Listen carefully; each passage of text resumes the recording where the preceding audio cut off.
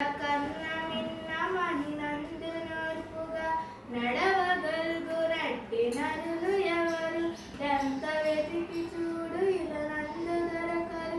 ఈశ్వరయ్య మాట ఇలను నిజము కళ్ళు త్రాగి తనువు కంపు చేయకెప్పుడు కళ్ళు మాని నీవు కళ్ళు తెరువు కష్టపడిన వేళ కనకమై నిలుతువు